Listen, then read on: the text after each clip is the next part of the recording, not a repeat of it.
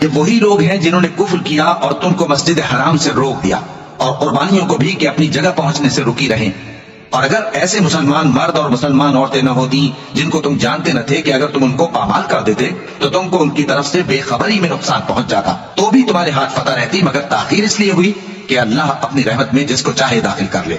اور اگر دونوں فریق الگ الگ ہو جاتے تو جو ان میں کافر تھے ان کو ہم دکھ دینے والا عذاب دیتے۔ جب کافروں نے اپنے دلوں میں ضد کی اور ضد بھی جاہلیت کی تو اللہ نے اپنے پیغمبر اور مومنوں پر اپنی طرف سے تسکین نازل فرمائی اور ان کو پرہیزگاری کی بات پر قائم رکھا، اور وہ اسی کے مستحق اور اہل تھے، اور اللہ ہر چیز سے خبردار ہے۔ بے شک اللہ نے اپنے پیغمبر کو سچا اور صحیح خواب دکھایا تھا کہ تم انشاءاللہ مسجد حرام میں اپنے سر منڈوا کر یا اپنے بال ترشوا کر امن و امان سے داخل ہوگے اور کسی طرح کا خوف نہ کرو گے۔